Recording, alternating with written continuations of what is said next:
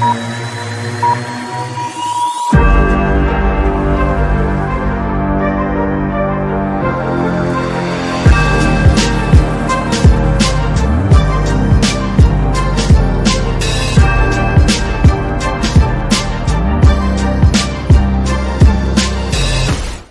back to the Unstuck movement. I am your host, Rob Z. Today, the incredible Katrine Horn is here on the podcast with us, and I love to start these episodes off with a big question for big breakthroughs.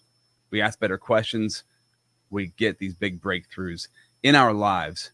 And I wanted to ask you, Katrine, what is the single moment of courage that occurred in your life that led to you facing the fears that have been holding you back and led you to following your dream of going to music college in London? Talk about that moment of courage and how that all happened. Yeah, it was a moment of courage when I was lying in bed and I was thinking, so people are telling me I can't do what I want to do. People are telling me I can't just emigrate from Denmark to the UK. I can't just get into music college. I can't just do what I really want to do. And I thought, well, what if the only thing that is holding me back, like it's not the logistics, like I can get myself a ticket, I can get myself over there, like it won't kill me, right? What is really holding me back? And I thought, it's just a whole bunch of fear. And if I could just let that fear be there, let that be okay, and do it anyway, well then actually, what could possibly stop me? And that was a breakthrough for my life, because I thought, well, if I can do this, what else can I do? And that's what I've been spending my life finding out. I love that. Yeah. If the fear is there and you just do the thing anyways, we hear this all the time, right? The fear is there, do it anyways, and see what comes out on the other side, because that's where the major breakthroughs happen. So that's what this podcast is all about. This is the Unstuck movement, breaking the chains that have been holding you back in your life. These are true testimonies of breakthrough.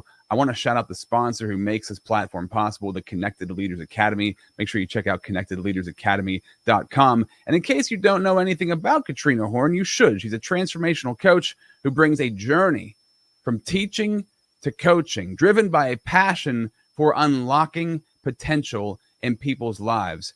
And, you know, thinking big and following your dreams is something we've heard all of our lives, right? Going back to when we were kids, follow your dreams, think big, go after the things you want in life. Yet most people never even figure out what they feel like they're really called to do. And then even if they do, they usually don't even chase after the thing. Or if they do chase after it, they give up somewhere along the way.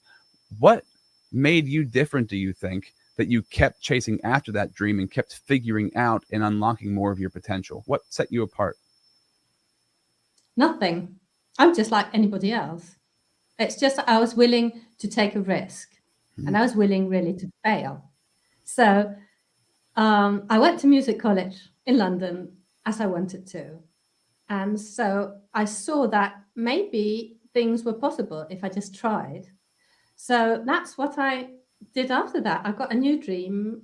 I realized that dream, and then I got another dream, and then I realized that dream. So I think it's about keeping dreaming, really, and then admitting that you have got a dream and stop trying to talk yourself out of it, because everybody else is busy talking you out of it, and they want to talk you out of it because they're a little bit afraid for you. They think, oh, you might get hurt because you might get disappointed. And isn't that what we tell our children? It's, oh, don't get your hopes up.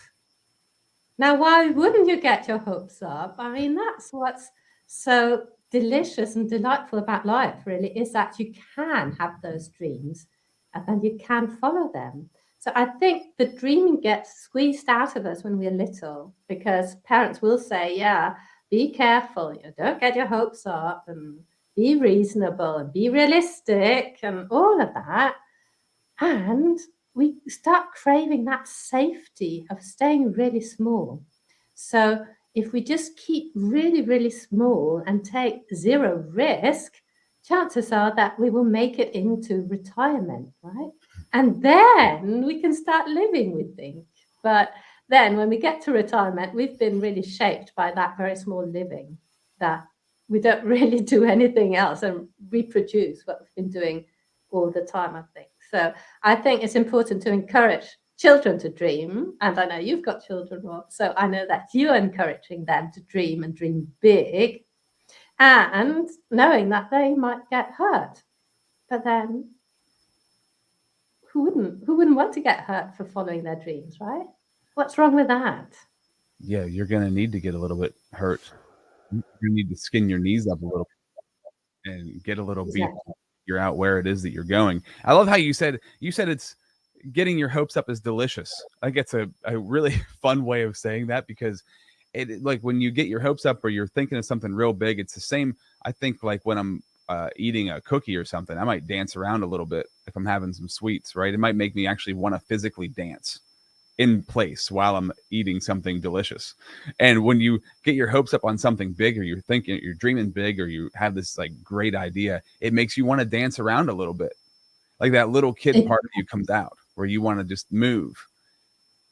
And then to go after and chase after that is the second part of the journey that man really can put the brakes on, because maybe even nobody is telling you no. Maybe people are supporting you, but you might be telling yourself no. You might be having so many questions about how the heck am I going to do this, and what's going to happen next, and what's going to happen next. So I want to get personal with you. Like, so you go to music college in London, you were told you couldn't do it, you decide to go do it. How did you overcome the roadblocks of the next dream and the next dream? What was the next dream after music college in London? Well, the next dream was harder to go after because there was nothing wrong. So listen to this. We can change because we suffer so much that a change becomes necessary. Mm-hmm. But when I went to music college in London, I graduated and I started working, and life was very comfortable, right? I was living in London, working in the West End, making good money. There was no problems on the horizon. I could have done that till I got old and killed over and died. But I thought, maybe there's more to life. And wanting to find out, I had then to decide to leave what I already had, which was very good, and go after something where I didn't know whether it would be as good. You see what I mean? Mm-hmm. So that is really, I think, where we get stuck, because we get perhaps an education and we start working, and life is good, right? Life is okay.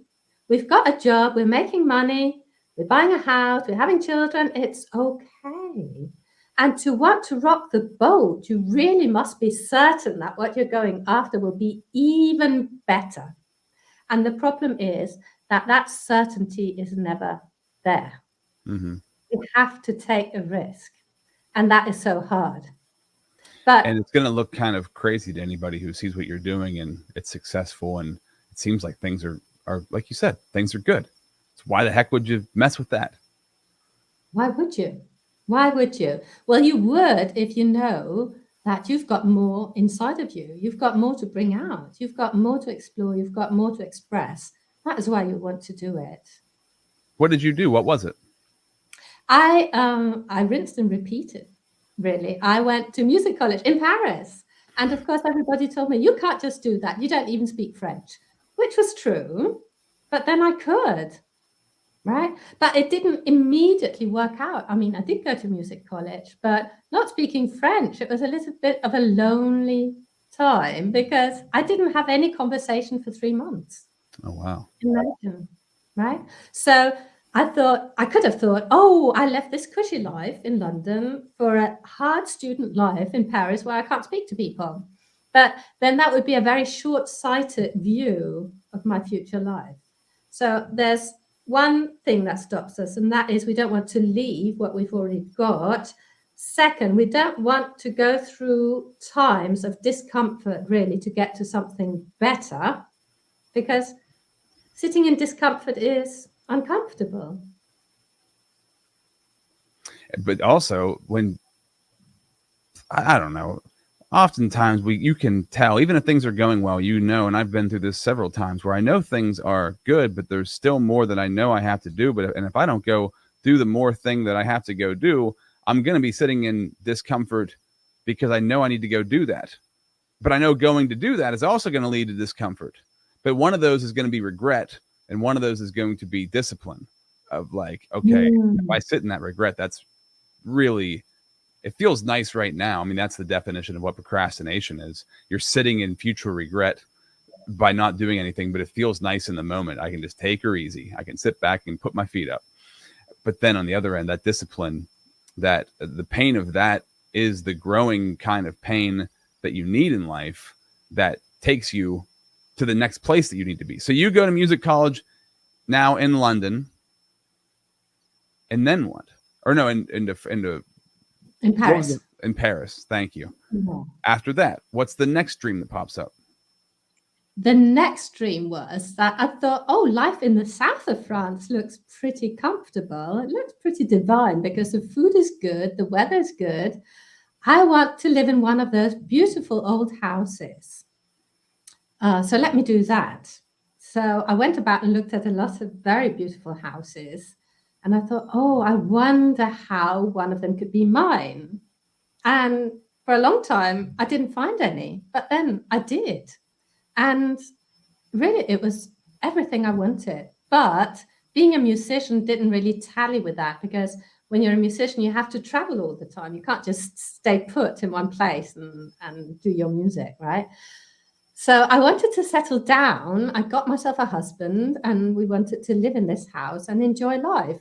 And I thought, I could just become a teacher in university. It looks pretty cushy. You know, you go and teach, you've got tons of holidays. You're with interesting people. I mean, what could possibly go wrong? And so I thought, let me become a university teacher. And I thought, oh, I must get a degree. So I went and got an English degree in English literature. Then I got a teaching degree. And then I became a teacher. Only I became a teacher to little innocent French children. And I started inflicting English on them.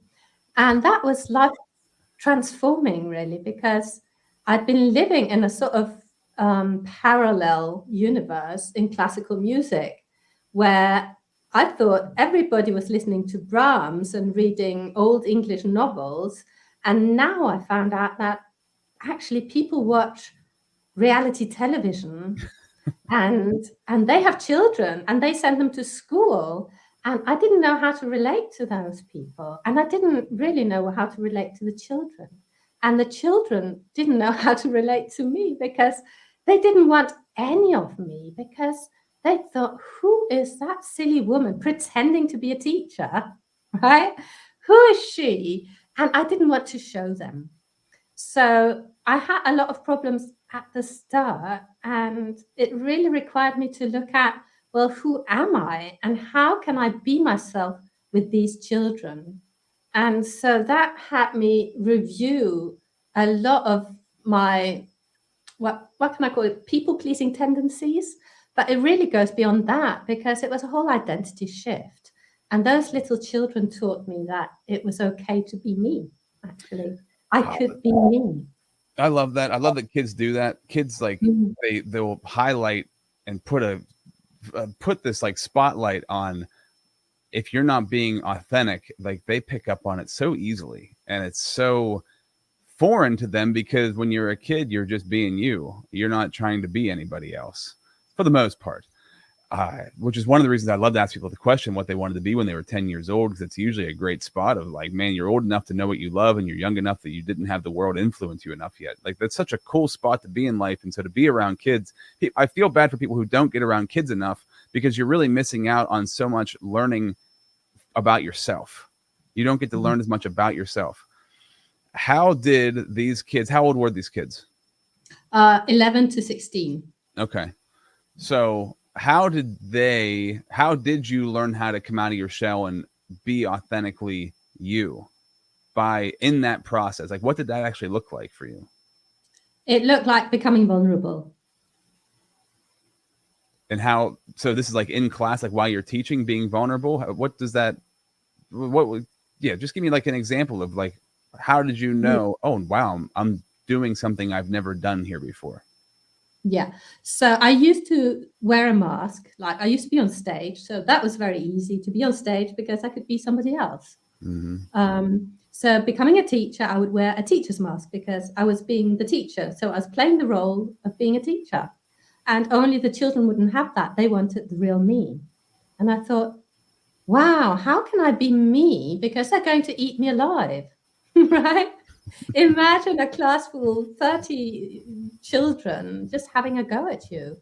And then I found out that really when I was being me, when I was being sincere, when I was being as authentic as I could be as an adult with children, well, then actually they really wanted to connect with that person. They really wanted to get to know me. And then they could start feeling safe with me because I was being me.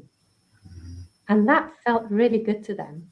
And so they taught me little by little that I could actually be me, more and more of me, and not feel unsafe and not feel like exposed, because I felt safe being me, because I felt good about being me.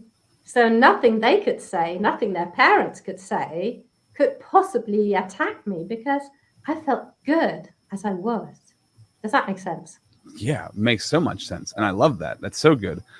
So we have to jump into a 60-second break here to shout out the sponsor, the Connected Leaders Academy. But when we come back in to this conversation, I want to go more into how did that change your dreams, right? So how did becoming more of you influence how you dreamed and how you went about pursuing your dreams? And how can people use that in their lives? How can them revealing more about themselves and letting more of that out influence how they dream and picture their future? We'll do that in 60 seconds.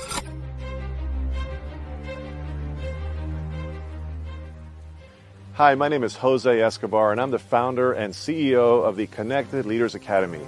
We're a growing tribe, a community of entrepreneurs all over the world, globally, all across the country, high performers, titans of industry. If you're an entrepreneur and you're looking to grow personally and professionally, scale your influence, develop your skill sets, move the needle in your business, more clients, more money, more profit, the bottom line, and of course, grow your circle and your network like never before, this is where you want to be. Join the Connected Leaders Academy today. We are scaling massively. We want to welcome you in. Check me out on Instagram and on Facebook, the @ JAESCO25. We look forward to having you join us. Take care. So you meet a group of kids who help you to come out of your shell, help you to be more vulnerable, and you're becoming more of yourself.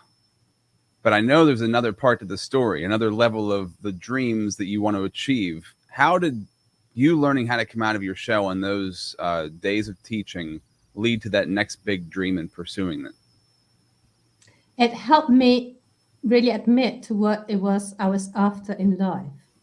And it sounds really frivolous, and why not? What's wrong with frivolity? But I had sort of been denying myself my desire to create beauty all through life.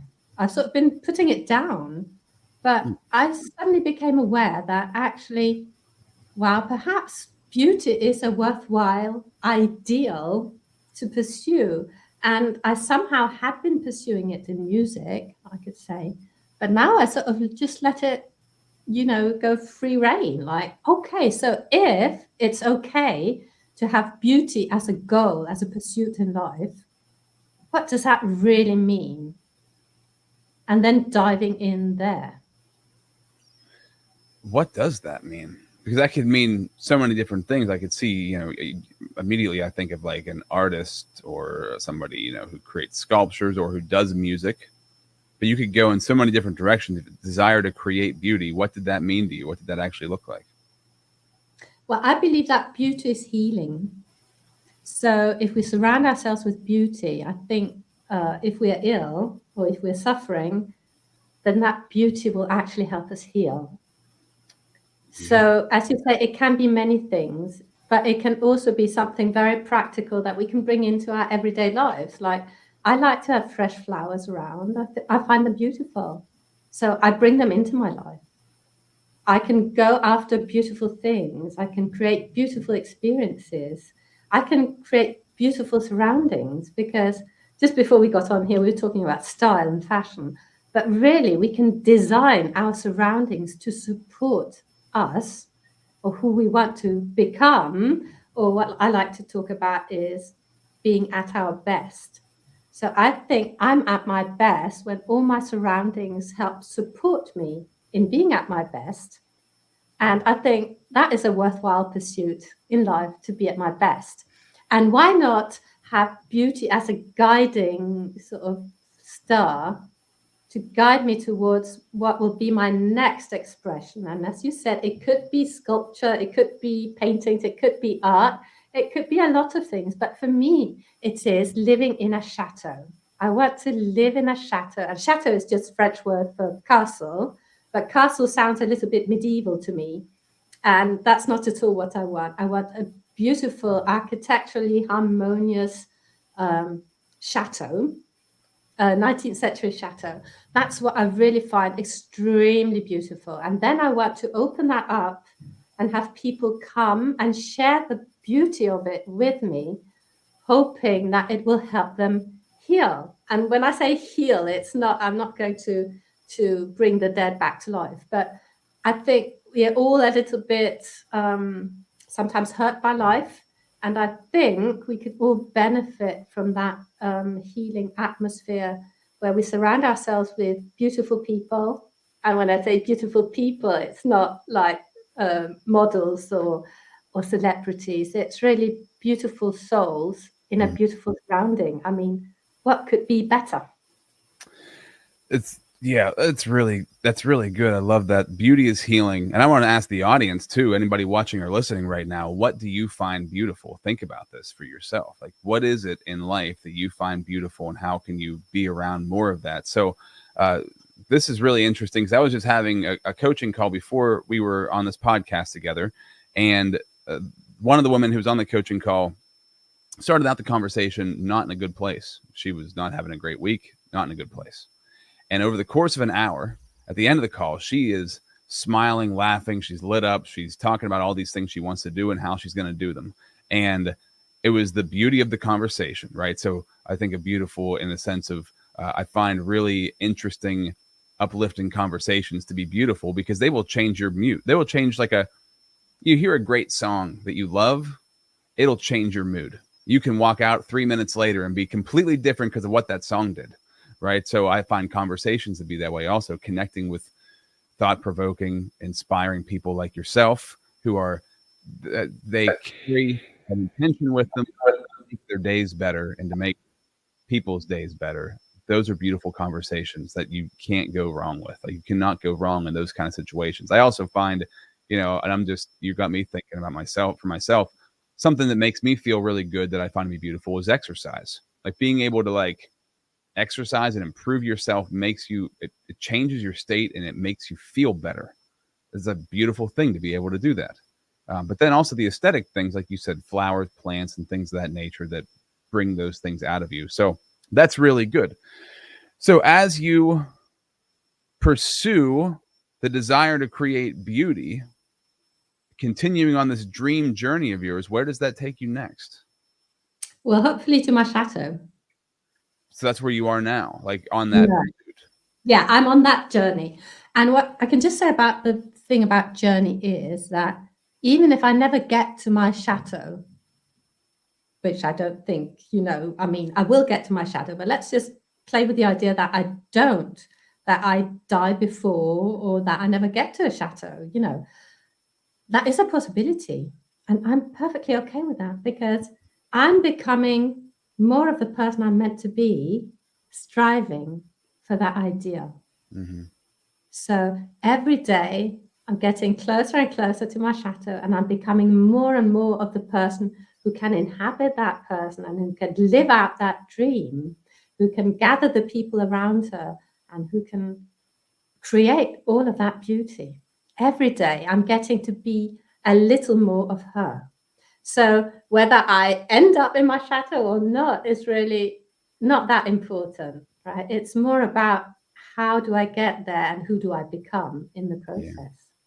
Yeah, who do you become, and then who do you attract into your life, and who do you affect? The ripples effect of that.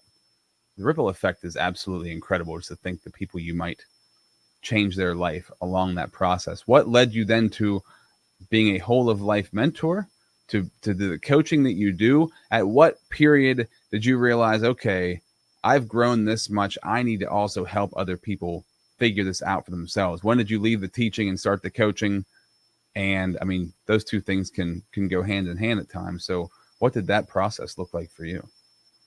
It looked like talking with the children's parents. So I was a teacher with children and they had parents. And I saw that, wow, some of these children are very unhappy and so are their parents. And I think happy parents have happy children.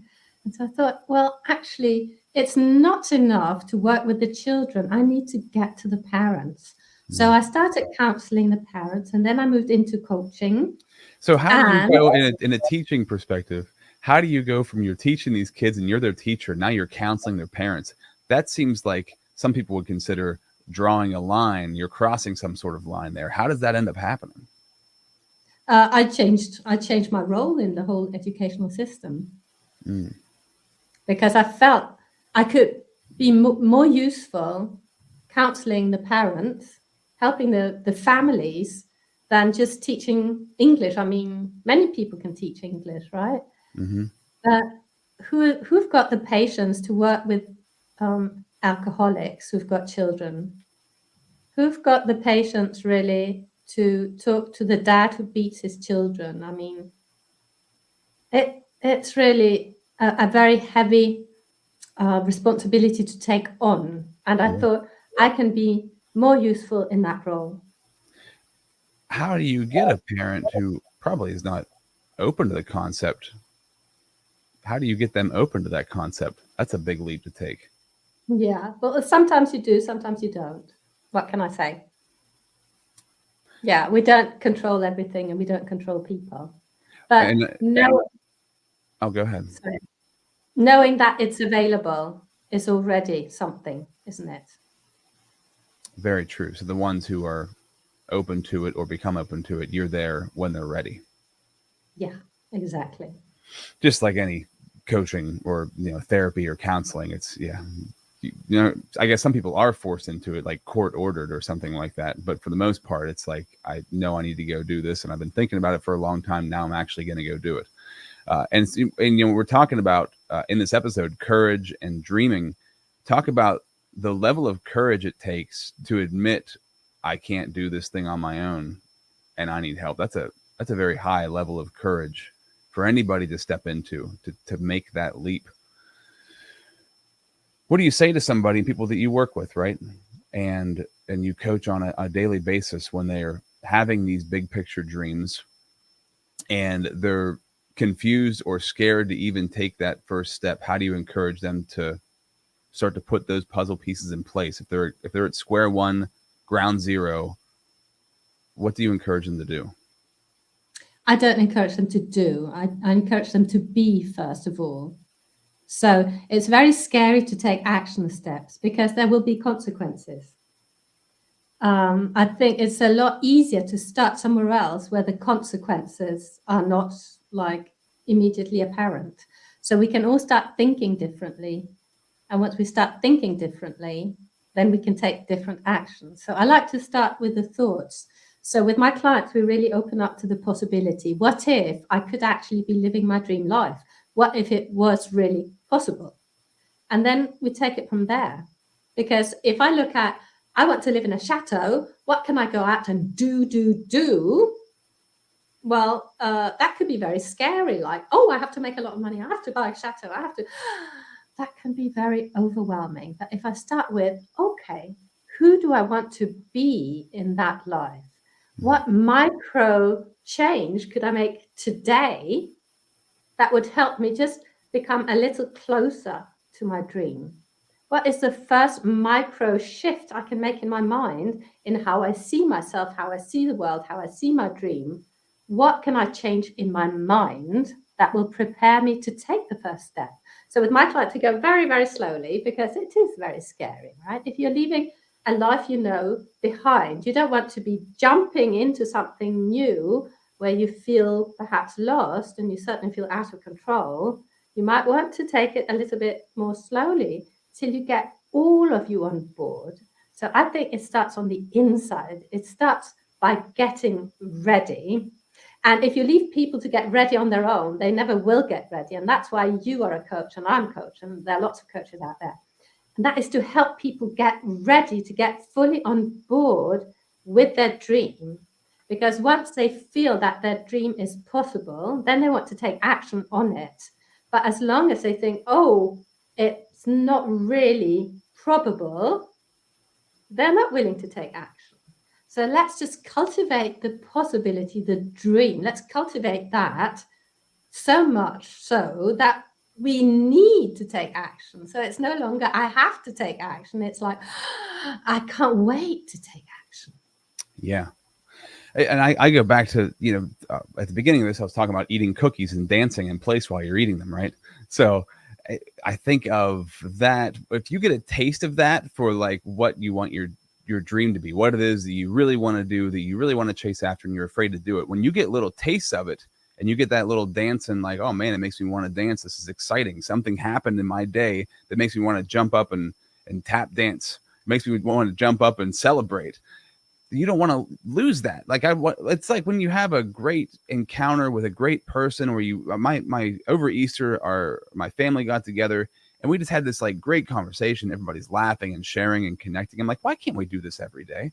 Why can't this be life in general, of having these kind of interactions with people where I just feel uplifted, and holding on to that feeling or holding on to that idea and being like, I want this to be every day. Doesn't mean that tomorrow it's going to start being that way every day, but it means I'm going to be actively, intentionally engineering my life to create something like that every single day, because I know how good it feels and I know I need to go after that. It's kind of like you said about finding the beauty, desiring to create beauty, those situations, you want more of those. So if you can just get a taste of what it's like and you can create that taste on a more regular basis, because it's a reminder, right? It's the reminder, especially if your life is not great. If you get that taste, say once a week, or maybe it's even once a month, and you're like, oh, wow, it's happening more than it used to. And now it's happening even more than it used to. You're drawing yourself closer to it, because we draw ourselves to the highest, vibrations we feel, or the highest emotions we feel. So if the highest one we feel is anger, then, and we don't have a vantage point beyond that, we're not going to move beyond that. If we can show people something beyond that that's even better, they're going to naturally gravitate towards that thing. I'm really curious for you, going back, I find the whole teaching situation that you did fascinating, and that these kids helped you to be more vulnerable. When you're working with somebody and you want to bring that out of them, you want to bring that vulnerability out of them, are there certain questions that you ask? Are there certain things that you do, or certain things that you have them think of that creates that vulnerability? Or is it just how you naturally present yourself that creates that? What do you think causes that for you with other people? I'd love to answer that. And it's about safety. But can I just comment on what you said before? Oh, yeah. I think that when you have more dinners at Easter with your family and lovely conversations with them, if you have that more often, if you go after that more often, if you allow yourself to experience that more often, you are normalizing it in your subconscious, in your system, in your body, in your mind. You're normalizing that. And that's why you'll be creating more and more and more of it the more you do it, right? Mm-hmm. Like a habit, the more we do it, the easier it gets. And we're just normalizing a behavior inside. But getting back to your question, I think we can't just go out there and be vulnerable, right? Because it's scary. So we first have to create safety. We really have to feel safe in who it is we are. And we have to believe that that person is absolutely extraordinary. And that is always true, because every single one of us is extraordinary, right? We're all unique. So we really have to get very comfortable with our own value and be completely persuaded that we are of inestimable value. Very true. So that when we get attacked, right, when we open up to the world, when we open up to people, we open up to being attacked. But these attacks won't really affect us, because we just don't so much mind, because, well, we know that, no, this is who I am.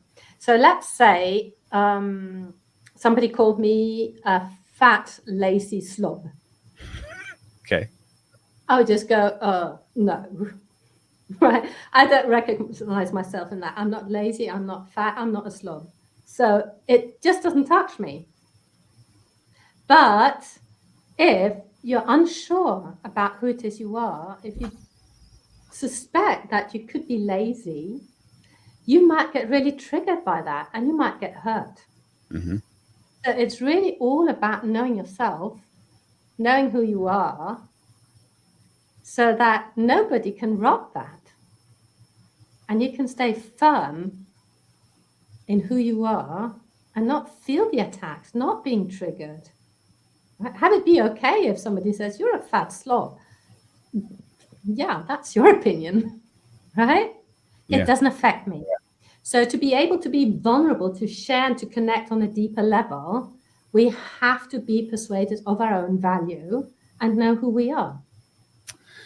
Yeah, and the self-esteem component comes into if somebody does call you lazy and you do resonate with that, like, oh, there is a part of me that I've been selling myself short of. Being honest with yourself, but not being overly, talk about a balance that I try to find on a regular basis that I don't always find, is not being so hard on myself, but being honest with myself and being self-aware.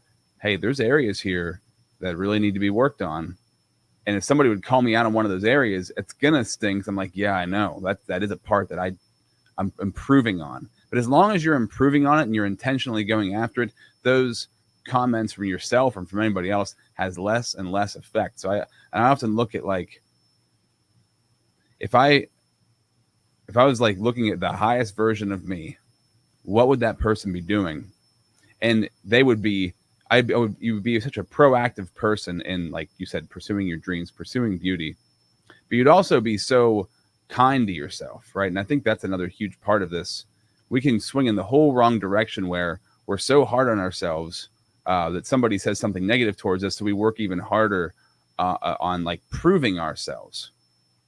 And I don't see so much of like, I don't need to prove who I am to anybody, but I do need to hold myself to a standard that I know that I'm capable of being. And those two things for me are like a constant balance that I work with on a daily basis. Does that make sense? Yes, completely. And it's so good to be aware of.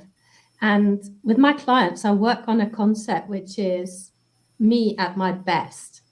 And that's not an absolute best. It's the best under the circumstances. So I can be at my best, which is not my absolute best, but it's the best under the circumstances. So I could be on this podcast. I can be open to questions. I can have prepared my answers more or less. I can be curious. I can be listening, but I can only do so much. And I have to accept the result of that and not beat myself up about it. And then, as you say, be honest with yourself. Oh, was there something I could have done better? And if so, what? Right? Really name it instead of just going away with the impression, oh, I don't think I did very well. Well, what did I do well? What didn't I do well? And what would I do different next time? I think these little mini evaluations are always so, so useful. And beating yourself up is not, right? That's so true. That's so good. The mini evaluations, tiny evaluations of how did I do here, and how I love the concept, and it's so true. Every single second is a minute. Every single second is an opportunity for you to be the person you want to be.